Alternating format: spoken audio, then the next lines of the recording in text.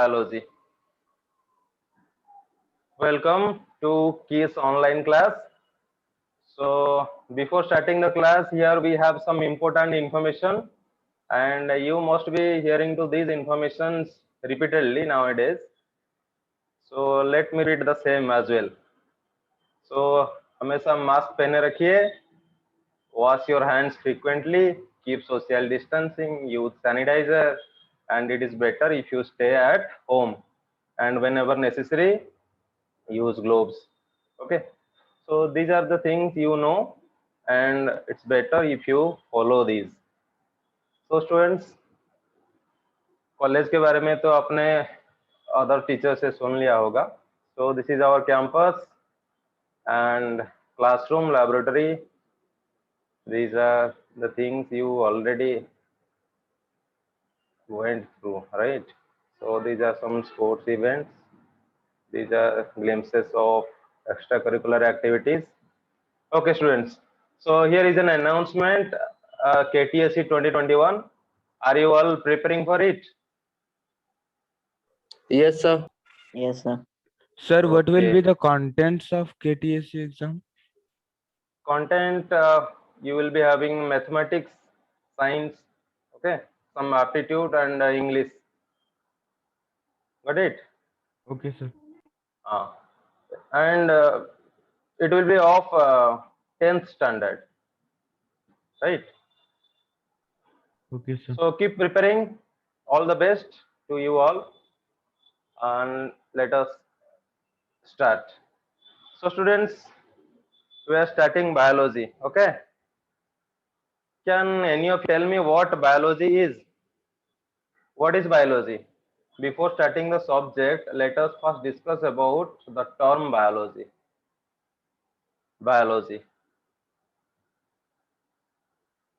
Students, this is made of two words. Biology is made up of two words. What are they? One is bios and the other is logos. Okay. Bios का मतलब क्या है? Life. And logos का मतलब study. So if you want to define biology, what will we say? Biology is the study of Life. life or study of living systems, we can say. Study of living systems. Or you can write, it is a branch of science that deals with study of living systems or study of living organisms. Clear? This is what biology is. Students, in biology, mainly we have two branches, right? One is botany and the other is zoology. Students, as you know, botany is related to plants, study of plants, right? The branch of biology that deals with study of plants is known as botany. And what is zoology? Obviously, the reverse one, branch of science that deals with study of animals. And in CBSE curriculum, we will be studying both botany and zoology as a single subject, that is biology. Correct? Okay. So let us start. Here we have the unit number 1, that is named diversity of living organisms. So students, you have 5 units in total in your class 11 syllabus. Okay. And out of within these 5 units, you have 22 chapters in total. Okay. So obviously we are starting with unit number 1, that is diversity in living organisms. And let us see what are the chapters under this unit. What are the chapters? The first one is the living world, biological classification, plant kingdom, and animal kingdom. We will be studying these 4 chapters in unit 1. So this is being the first class. We are starting with obviously the chapter number 1, that is the living world. So let us start. So students, here is the chapter number 1, that is the living world. Before entering into the chapter, let us first answer a simple. Okay. Prior to that, let us look at the topics. What are the topics? Students, these are the topics that we are going to study. What are they? Characteristics of living organisms, systematics, binomial nomenclature, taxonomy, taxonomic categories, taxonomical aids. These are the topics we are going to study under this chapter. Clear? Okay. So let us start the living world. So students, before starting, let us first try to answer a simple yet interesting question. That is, what is living? Can any of you answer what is living? जिंदगी क्या होती है? What is life? Or you can say what is life? Can anyone say? A organism which is going through life process is called a living organism. Okay, life processes. So this becomes little technical. चलो ठीक है. अगर कोई भी राह चलते आदमी को हम पूछेंगे, ठीक है, anyone who is devoid of knowledge, science knowledge, okay, so what he will say? A person who can breathe, who can walk, who can see. Most of them will say anything that moves, right? Yes, sir. Anything that moves is living, and anything that doesn't show movement is non-living. Most of the answers will be like this, right? So students, is it correct? No. We cannot just define life with one or two criteria. अगर हम movement को as a criteria लेंगे to define living, then car is also moving, bus is moving, cycle is moving. Can we call them also living things?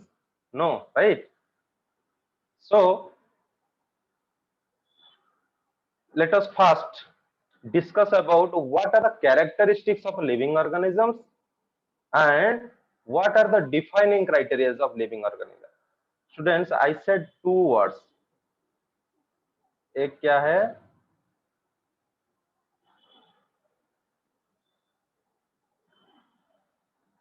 Characteristics. दूसरा है defining feature. तो students, characteristics आपको पता है, लेकिन what is defining feature? Living organisms जो जो चीज करते हैं, all the activities we can call them as characteristics of living organisms, but out of them some characteristics are defining features. What is defining feature?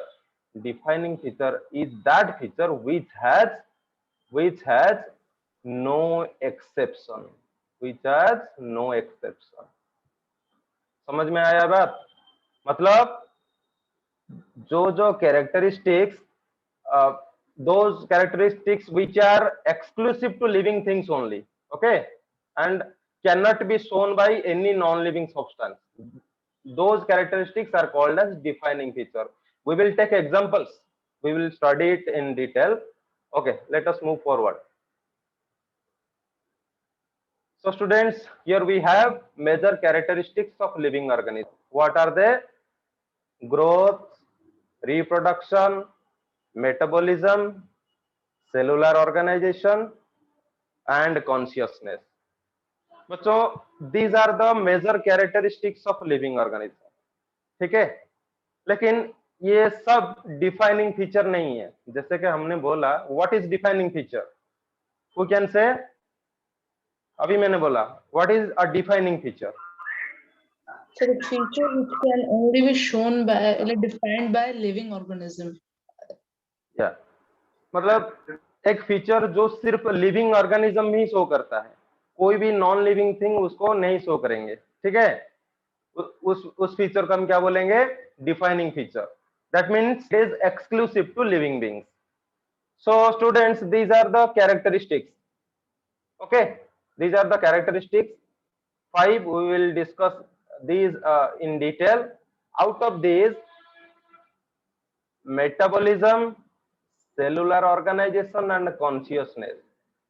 Student, these three are defining feature. These three are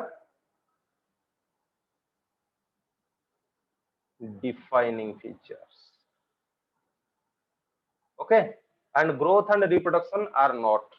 We will discuss it in detail in the next slide. Okay, so you just remember, out of these 5, these 3 are defining features. Okay, moving on to the first characteristic, that is growth.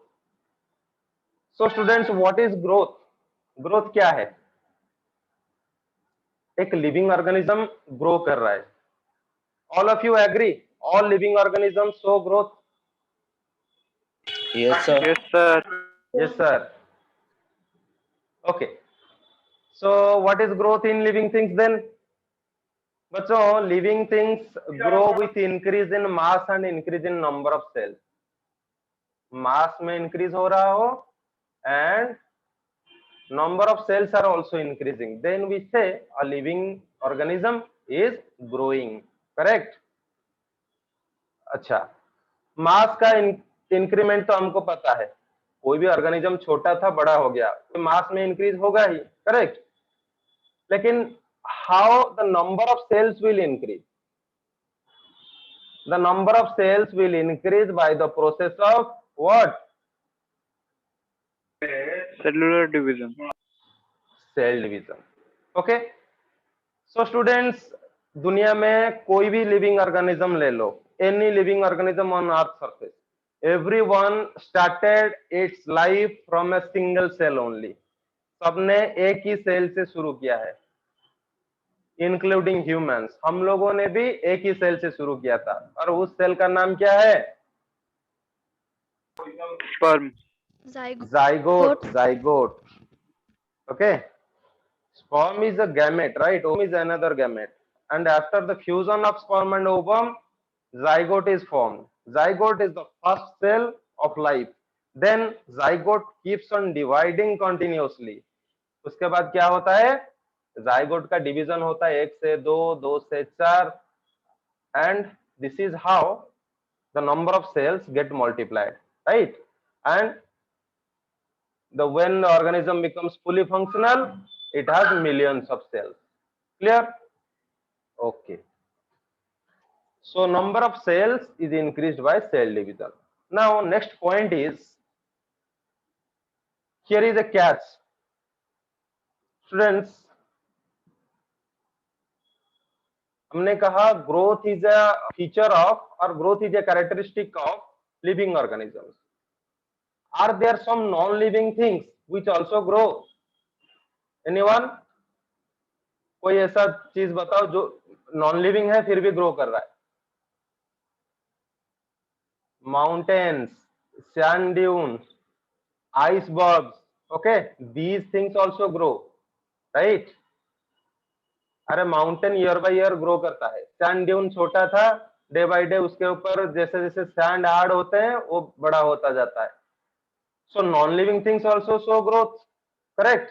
Then what is the difference between growth in living beings and growth in non-living things? That is a basic difference. What is that difference? बच्चों, growth in non-living things is external. Growth in non-living things is external, but growth in living things is internal. This is the basic difference. External growth means what? For this we use an English word that is accretion. बच्चों, accretion का मतलब क्या है? Accretion का मतलब है addition of substances on the surface or addition of substances on outer side. Okay, or accumulation of substances on outer side. So this is called accretion, and non-living things show accretion. However, living things show internal growth. Living things में भी growth होता है, cells are getting added day by day, but that is from inside, not from outside. Clear? So this is the basic difference between Yes, sir. growth in living and growth in non-living. Okay, now here comes the deciding statement. Question is whether can we take growth as a living sorry, a defining criteria of living beings? क्या No, हम sir. Growth को defining criteria ले सकते हैं? नहीं ले सकते No. हैं. क्यों नहीं ले सकते हैं? क्योंकि ग्रोथ लिविंग के लिए एक्सक्लूसिव नहीं रहा. Non living things also grow. So we cannot take growth as a defining criteria, right? We Yes, cannot sir. take. Yes, sir. Okay. लेकिन स्टूडेंट्स अगर हम ये स्पेसिफाई कर देते हैं internal growth, then we can take internal growth as a defining criteria for living beings, because no non-living substance grow from inside. Clear? चलो ये हो गया ग्रोथ. sir. अभी चलते हैं ये सैंड ड्यून और माउंटेन का इमेज. ये वाला सैंड ड्यून, ये मतलब it keeps on growing gradually due to accumulation of more and more sands on the surface. ठीक है, चलो. So next characteristic है reproduction. So can any of you tell me what is reproduction? सबने class 10 में पढ़ा हुआ है reproduction. There are two types of reproduction: sexual reproduction and asexual reproduction. In sexual reproduction, fusion of two gametes are.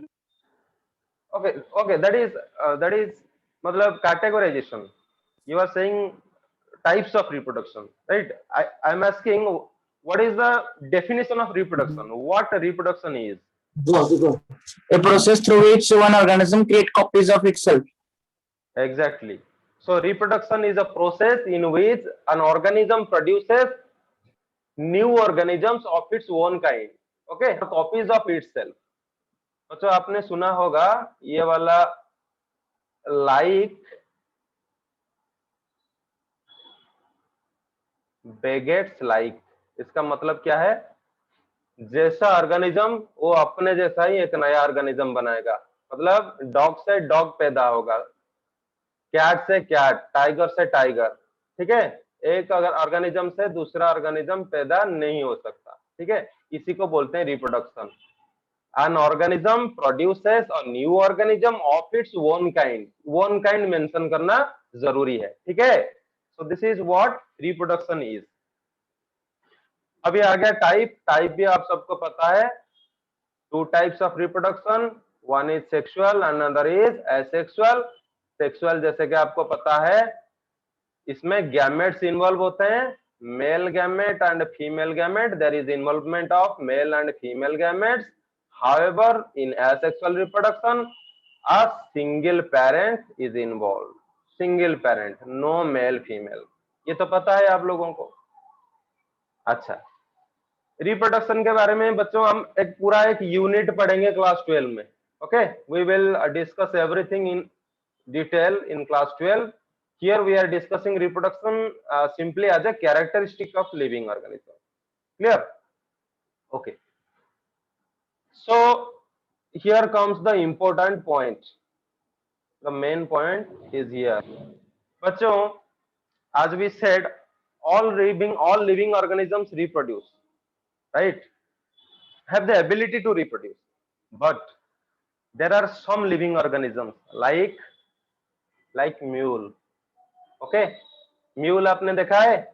Mule, which is a product of donkey and horse. I have the picture here. So this is a mule.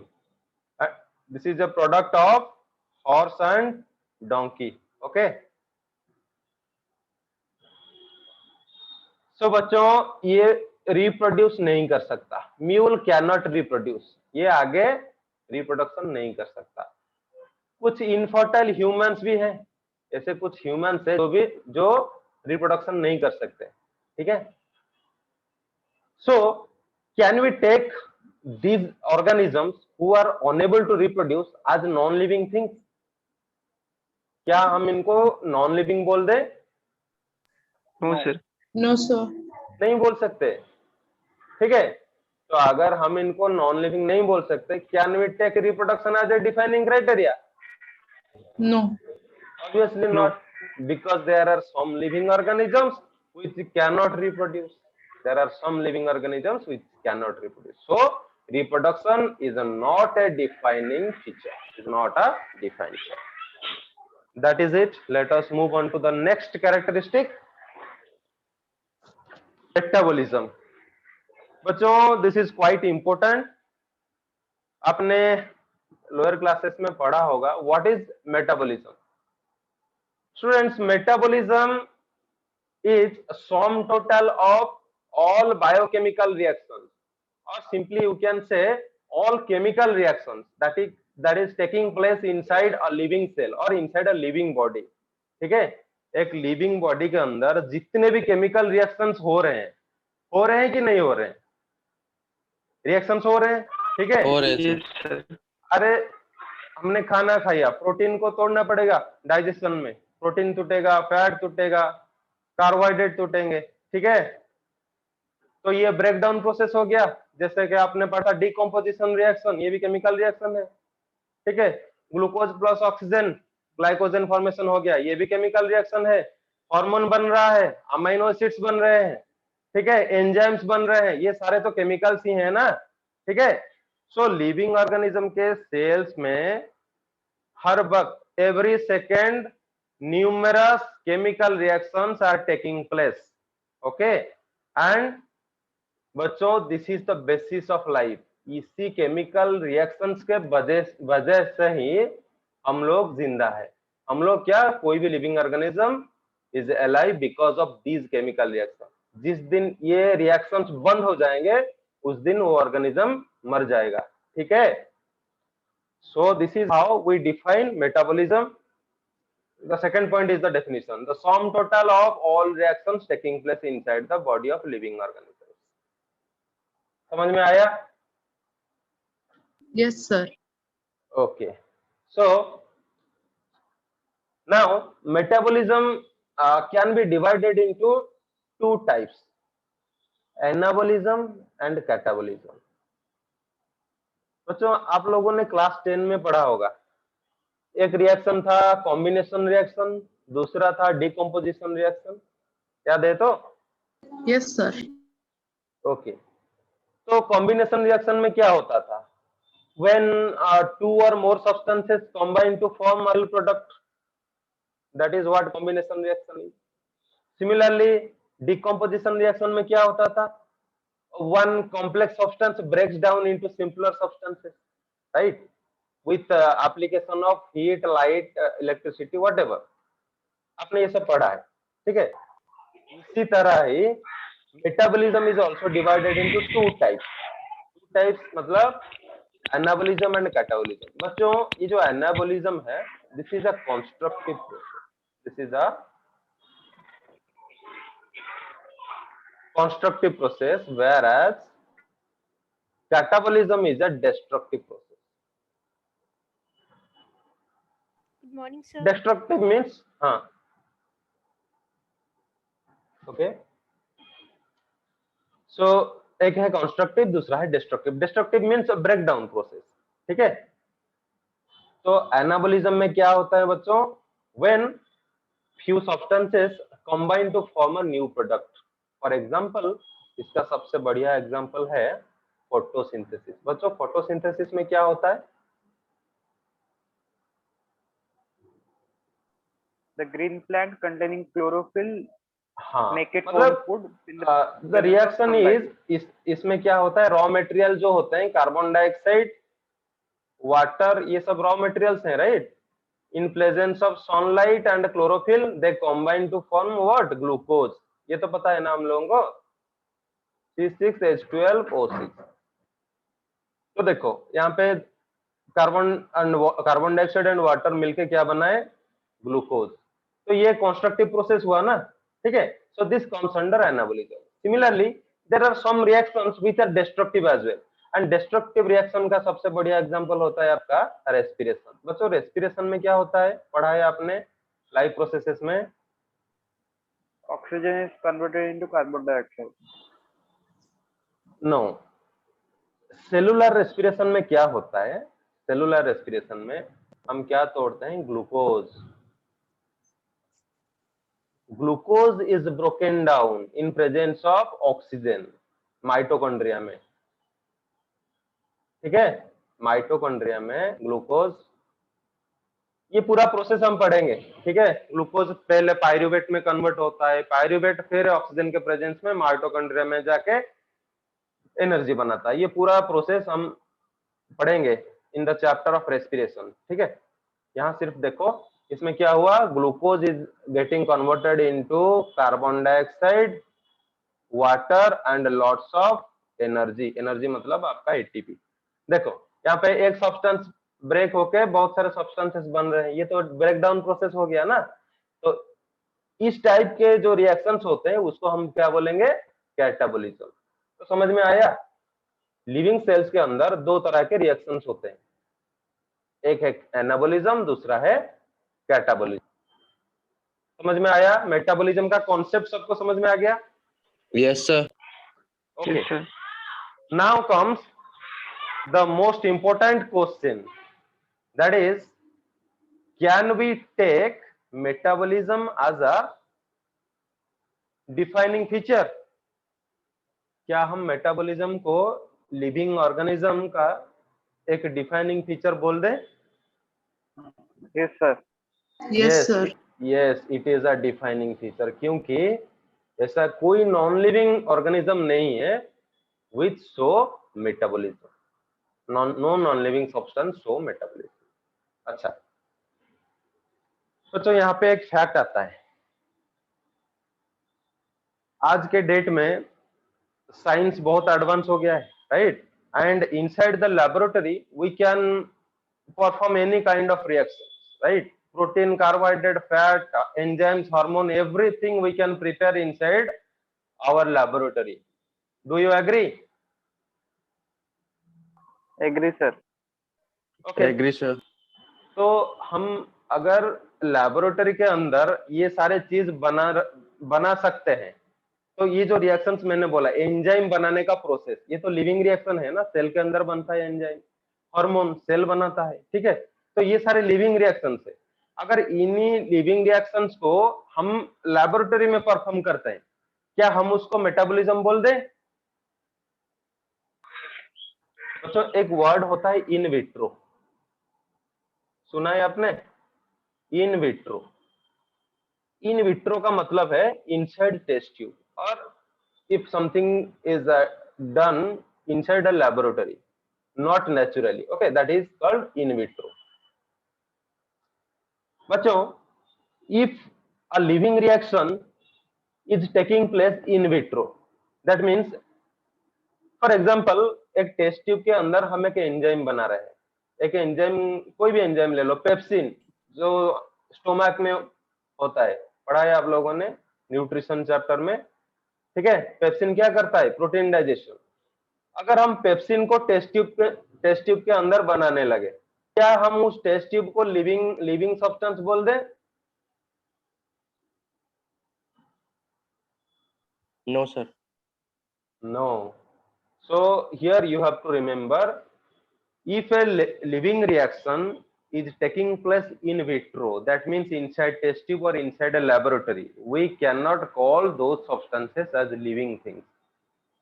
No doubt they are living reactions, but the substance inside which, or the object inside which these things are occurring are not living. Test tube थोड़ी living है, नहीं है, right? चलो, सो ये हो गया metabolism के बारे में। सर तो ये डिफाइनिंग फीचर है या नहीं है? ये डिफाइनिंग फीचर है, मेटाबॉलिज्म डिफाइनिंग फीचर है। कोई भी नॉन लिविंग सब्सटेंस के अंदर नेचुरली लिविंग रिएक्शंस नहीं होते हैं, होते हैं क्या? नहीं होते हैं ना, तो इसीलिए metabolism is a defining feature. अरे हम लोग human being intelligent organism, we can perform those living reactions inside a test tube. अरे हम टेस्ट ट्यूब के अंदर प्रोटीन्स बना सकते हैं, कार्बोहाइड्रेट बना सकते हैं, एंजाइम बना सकते हैं, हार्मोन बना सकते हैं, लेकिन हम सेल नहीं बना सकते। ठीक है, हम एक लिविंग सेल लैबोरेटरी के अंदर नहीं बना सकते। हम सिर्फ क्या बना सकते हैं, ये सब रिएक्शंस परफॉर्म कर सकते हैं। आया समझ में? Yes, sir. Yes, okay, sir. चलो, the next characteristic is cellular organisation. बच्चों आप सबने पढ़ा है, क्लास 9 में पढ़ा होगा, cell is the basic structural and functional unit of life. And दुनिया में कोई भी लिविंग ऑर्गेनिज्म है, any living organism you take, it is made up of cells, और simply we say cell is the building block of life. ठीक ना? तो हर कोई लिविंग ऑर्गेनिज्म सेल से बना हुआ है। कोई नॉन लिविंग थिंग ऐसा है जो सेल से बना है? नहीं ना?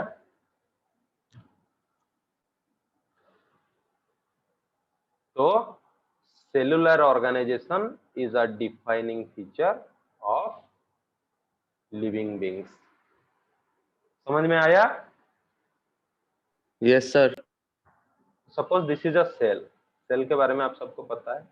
Cell inside this nucleus is there, okay, and in between we have cytoplasm and cell organelles like mitochondria, Golgi apparatus, all those things, right? तो सेल के अंदर जो लिविंग मैटर है, लिविंग मैटर जो है उसको क्या बोलेंगे हम? Protoplasm.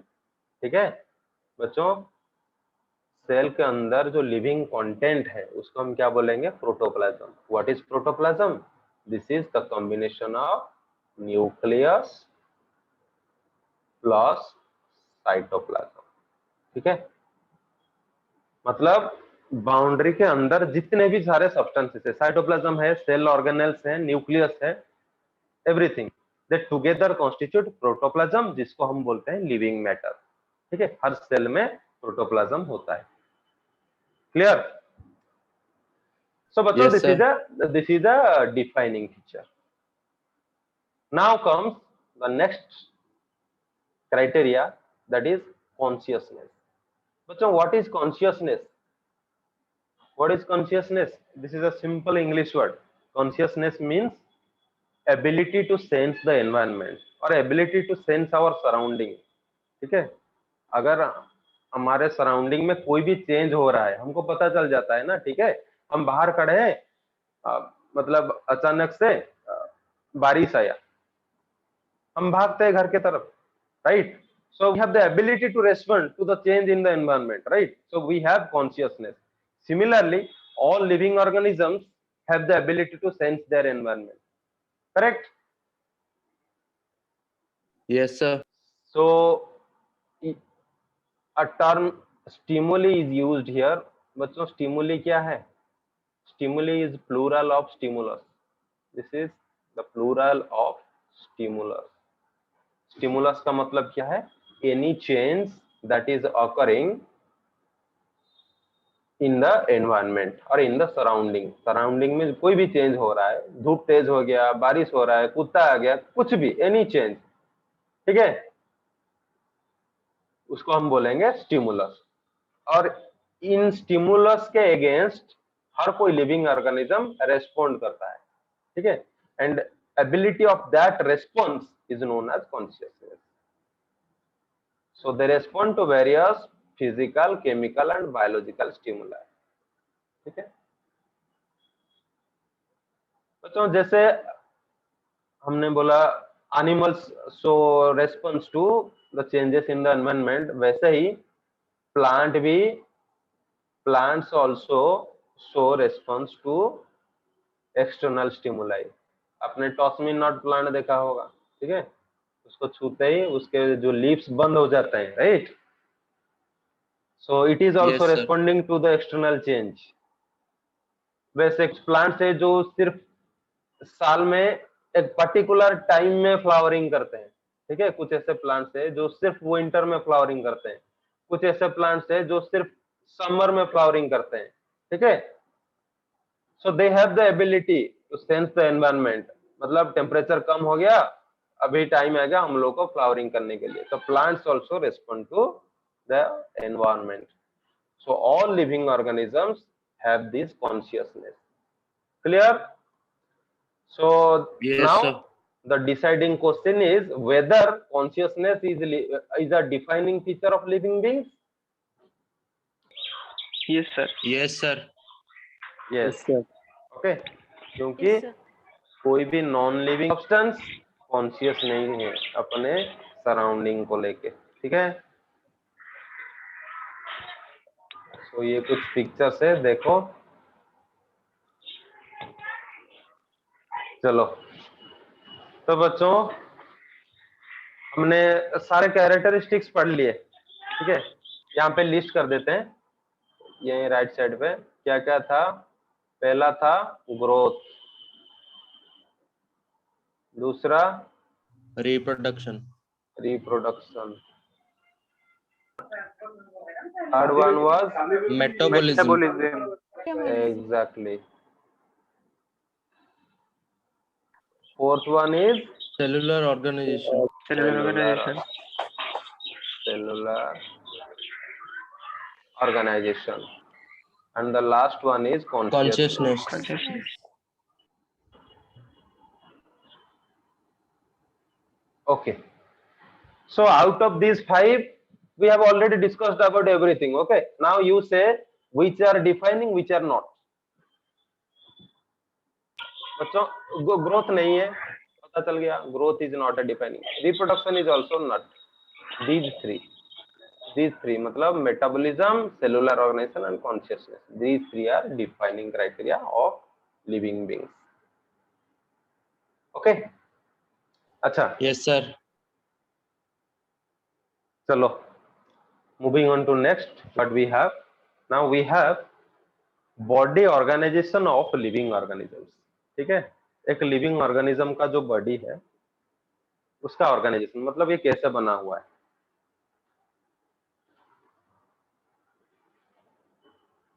So body of living organism is organized, that is several components and sub components cooperate with each other for functioning of the whole body.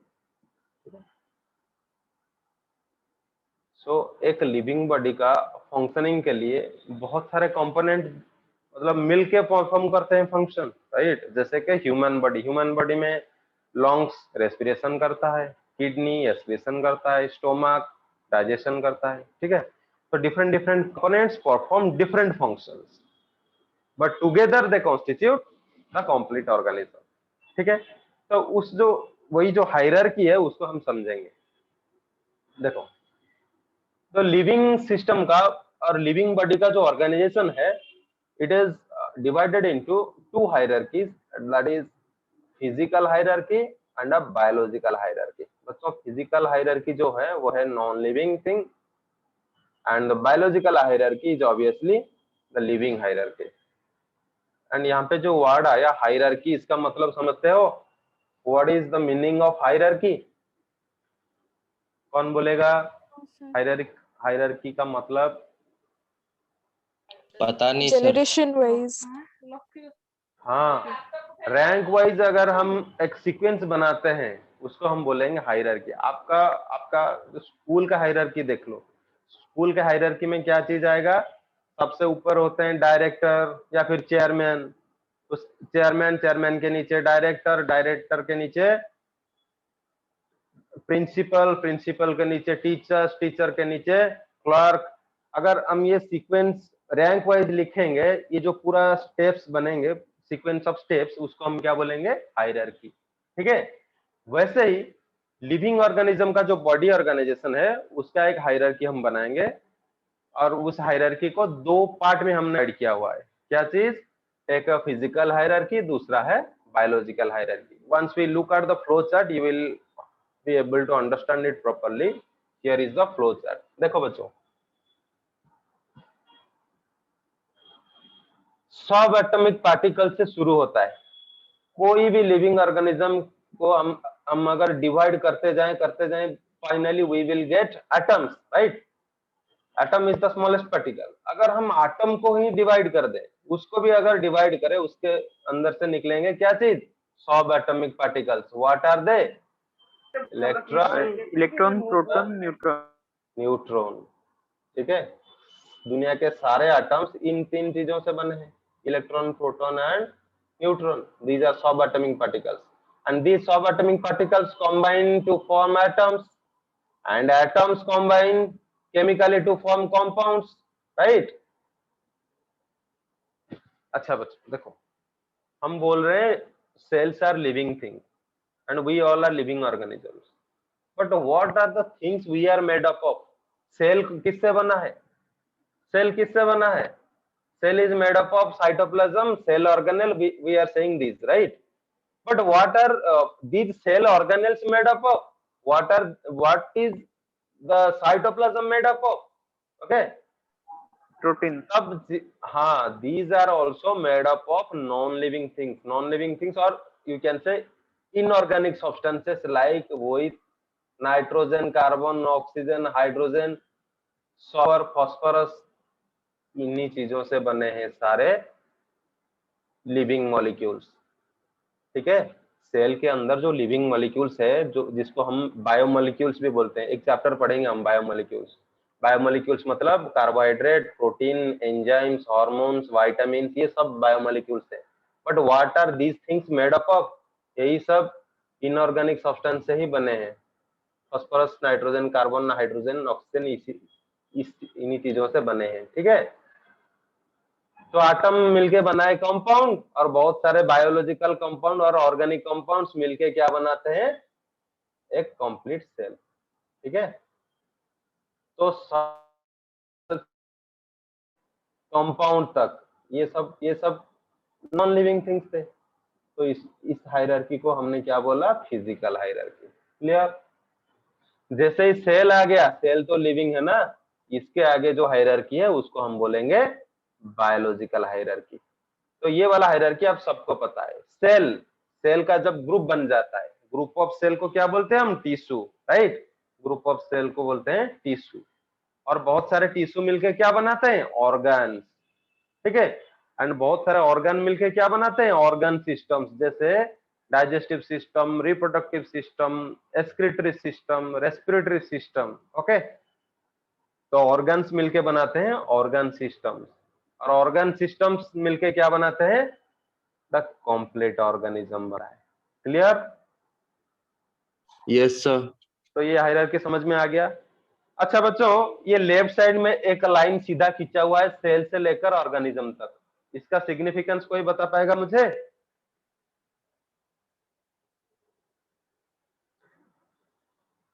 Cell से लेकर सीधा ऑर्गेनिज्म में खींचा हुआ है एक लाइन, मतलब बीच में टिश्यू, ऑर्गन सिस्टम ये सब नहीं है.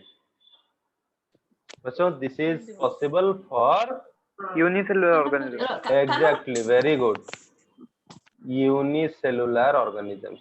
बच्चों, unicellular organisms are made up of single cell. उनके पास एक ही सेल है, तो टिश्यू कहां बनेगा, ऑर्गन कहां बनेगा? ठीक है, and the cell itself is the organism. Clear? So this is the hierarchy of body organisation of a living organism. Clear? Yes, sir. Now इतना तक पढ़ने के बाद let us now summarize everything in a single statement. Clear? What is that? Here is the statement: the living organisms are therefore called self-replicating. Self-replicating का मतलब अपने जैसा new organism बना सकते हैं. Self replicating, evolving. बच्चों, इवोल्यूशन का बारे में पता है आपको?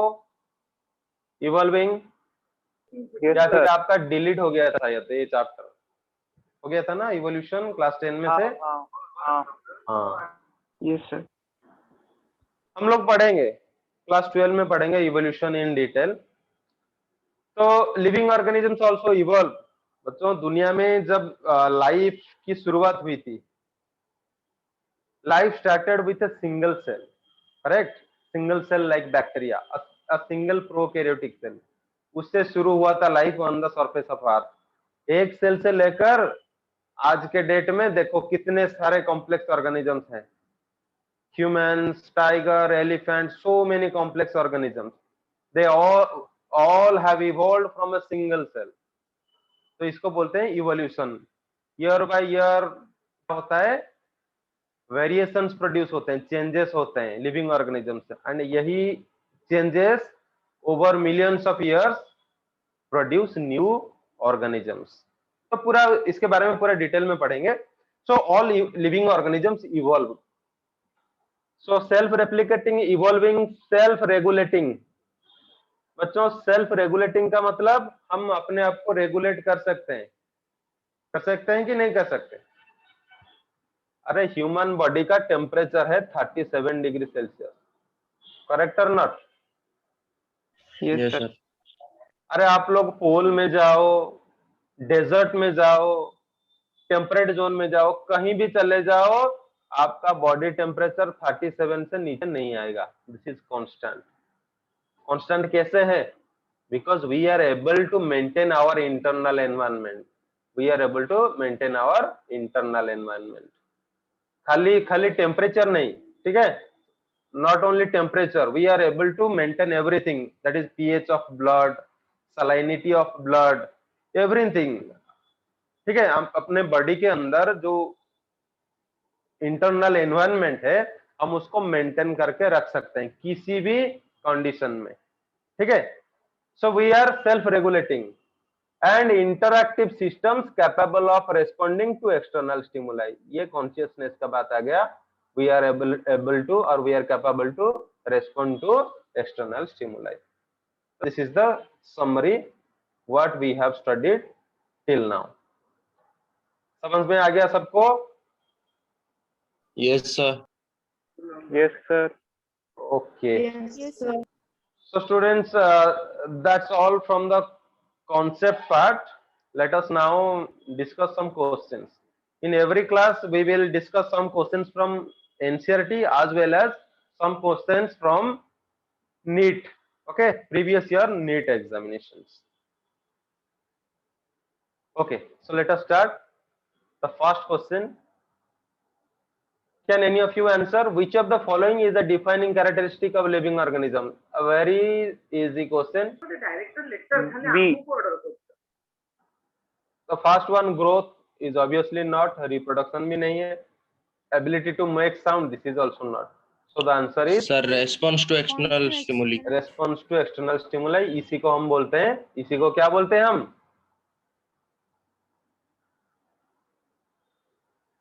Consciousness. Consciousness. हाँ. तो दूसरा क्वेश्चन देखो. This is the next question. All living organisms linked to one another because. बच्चों आप सरफेस में जितने भी लिविंग ऑर्गेनिजम्स है सब जुड़े हुए हैं, ठीक है, सबके बीच में रिलेशन है। And what is that relation? All of this. All of these? All of this. All of these? Yes, sir. देखो एक एक करके देखते हैं। डी में से देखो, they share common genetic material but to varying degrees. इसके बारे में थोड़ा चर्चा करते हैं। They share common genetic material. बच्चों हर कोई लिविंग ऑर्गेनिज्म के पास एक ही जेनेटिक मटेरियल होता है, वो क्या है? दैट इज डीएनए, ठीक है। दुनिया में कोई भी लिविंग ऑर्गेनिज्म है उसका जेनेटिक मटेरियल क्या है? DNA, that is deoxyribo nucleic acid, Nucleic acid. except some viruses। बच्चों ऐसे कुछ वायरस है जिसके अंदर इधर आरएनए हो सकता है जेनेटिक मटेरियल और डीएनए हो सकता है, ठीक है, इधर आरएनए और डीएनए। लेकिन वायरस को छोड़ के, वायरस को हम लिविंग भी नहीं बोल सकते, उसके बारे में डिस्कस करेंगे सेल चैप्टर में। वायरस को हम लिविंग नहीं बोल सकते। तो जितने भी लिविंग ऑर्गेनिजम्स हैं अर्थ सरफेस में, सब everyone contains DNA as genetic material, लेकिन सबका डीएनए सेम नहीं होता, ठीक है। किसके पास 2000 जीन्स है, किसके पास 10,000 जीन्स है, किसके पास 20,000 जीन्स है, ठीक है, किसके पास 5,000 जीन्स। तो सबके पास वही डीऑक्सीराइबोन्यूक्लिक एसिड है एज ए जेनेटिक मटेरियल, लेकिन उसमें डिफरेंस है, ठीक है? अच्छा, Yes, sir. सो ये वाला statement actually the correct statement. They have common genetic material of the same type. ये तो गलत हो गया ना. कॉमन जेनेटिक मटेरियल सही है, लेकिन सेम टाइप कैसे हो गया? सबके पास अलग अलग है. All have common cellular organisation. सबके पास एक ही तरह का सेलुलर ऑर्गेनाइजेशन है क्या? नहीं ना. Some are unicellular, some are multicellular. किसके पास सिर्फ टिश्यूज हैं, किसके पास सिर्फ ऑर्गन्स हैं, किसके पास पूरा ऑर्गन सिस्टम है. ठीक है? तो ये दो स्टेटमेंट्स गलत है, B and C. So correct answer is A. समझ में आ गया? Yes, sir. चलो मूविंग ऑन टू नेक्स्ट. ये डिस्क्रिप्टिव क्वेश्चन है. Define metabolism, what are its types. पढ़ चुके हैं हम. What is define? anyone of you tell me what is metabolism? All the chemical reactions happen in the body is called metabolism. It's two types, sir: anabolism and catabolism. Anabolism means constructive and catabolism means destructive.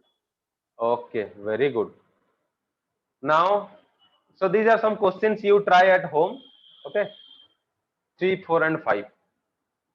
थोड़ा discuss कर लेते हैं. State whether living reactions taking place in vitro are living things. आज हमने discuss किया हुआ है. In vitro मतलब लैबोरेटरी के अंदर हो रहे हैं सारे जो लिविंग रिएक्शंस, क्या वो भी लिविंग है?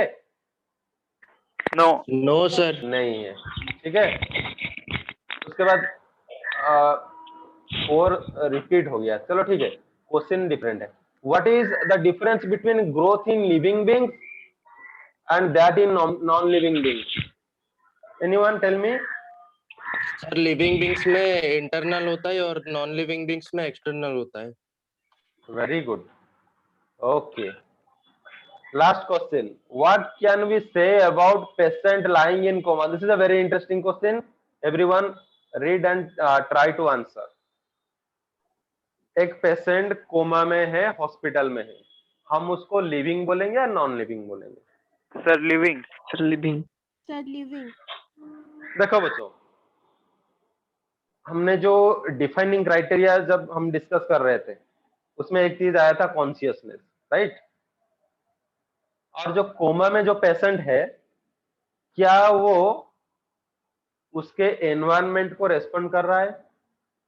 Is he able to respond to its surrounding? No sir. No, sir. No, right? It shows absolutely no movement, no response, nothing. So responsiveness उसका नहीं है. ठीक है. लेकिन Yes, sir. अगर हम मेटाबॉलिज्म की तरफ जाएं, मेटाबॉलिज्म मतलब केमिकल रिएक्शंस. ठीक है. जो भी आदमी कोमा में है, उसको हॉस्पिटल में कैसे बचाए रखते हैं? कैसे बचा के रखते हैं? With the help of some machines, right? Artificially उसके अंदर ऑक्सीजन दिया जाता है और भी दूसरे सिस्टम्स जो भी हैं, उसको हम मशीन के मदद से जिंदा रखते हैं उस आदमी को, कोमा में हो आदमी को. ठीक है. तो उसमें कुछ लिविंग फीचर्स हैं और कुछ लिविंग फीचर्स नहीं है. जैसे कि कॉन्शियसनेस नहीं है, लेकिन मेटाबॉलिज्म होता है. अरे उसके सेल में मेटाबॉलिज्म हो रहे तभी तो जिंदा है ना वो अंदर से. ठीक है. तो यस सर. बच्चों, तो उस पेशेंट को ना हम लिविंग बोल सकते हैं, ना ही नॉन लिविंग बोल सकते हैं. इसके लिए हम एक नया चीज बोलेंगे, उसको बोलेंगे ब्रेन डेड. ठीक है. उसको क्या बोलेंगे हम? Brain dead. ब्रेन डेड बोलेंगे. समझ में आ गया सबको? तो ये कुछ एनसीईआरटी और एग्जाम्पलर के क्वेश्चंस थे. अभी हम चलते हैं नीट के तरफ. So the first question is from NEET 2011.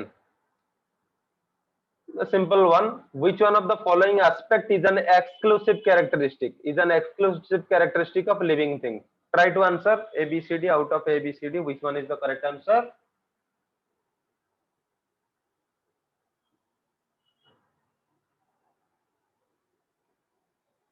Sir A. A. Anyone else? Yes, sir. A. Sir, A. A. All of you agree? A. Yes, sir. Yes, sir. No. It is wrong. Sir, B. Question B. अच्छा, देखो बच्चों, NEET में क्या होता है, questions वही NCERT में से ही आते हैं, ठीक है।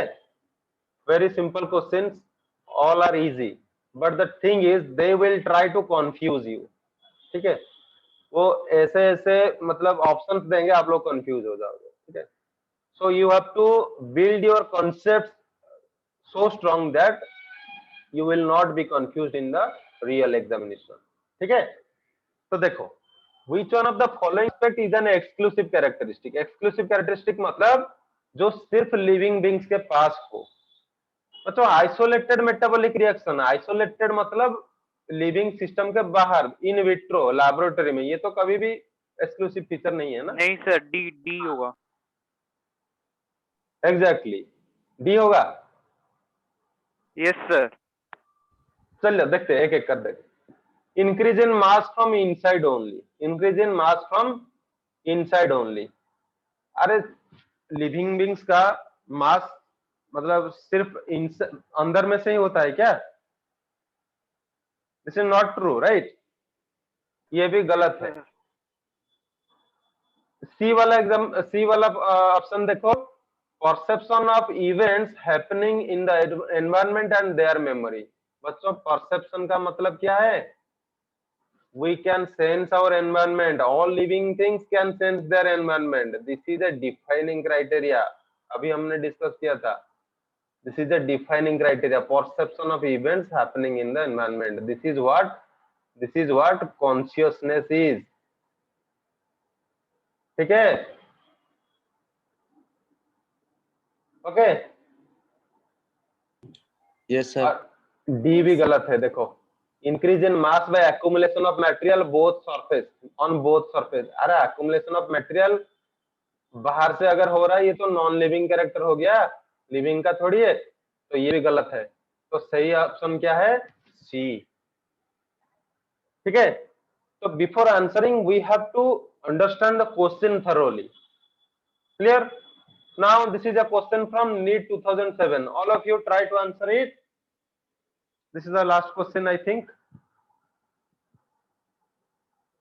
Living organisms can be exceptionally distinguished, unexceptionally distinguished from non-living things. Similar question, है, ठीक है। Interaction with environment and progressive evolution, reproduction, growth and movement, ये सबको अगर हम कंपेयर करेंगे, सबसे अप्रोप्रिएट आंसर होगा responsiveness to touch. Same answer, responsiveness to touch, that is consciousness. This is a unexceptional character, मतलब कोई एक्सेप्शन नहीं है लिविंग बींग्स के लिए।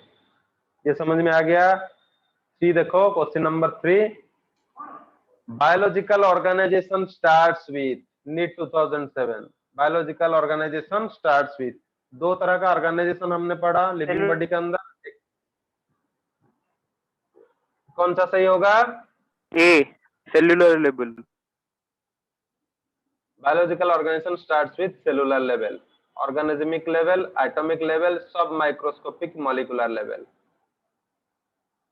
ओके, तो biological organisation starts with cellular level, ठीक है। अगर सेल से पीछे जाएंगे, हमको मिलेगा molecules, atoms and subatomic particles, they are physical things, मतलब non living things. Clear? Clear sir। Okay, so students, that is all about today's class. Thank you all for joining the online class, and keep studying for KTSC 2021 and keep studying this chapter as well. Okay, so in the Yes, next sir। class we will be taking on some new topics. Till then, bye bye, take care. Thank you, Thank you sir. sir। Bye, sir. Welcome all. Thank you, sir.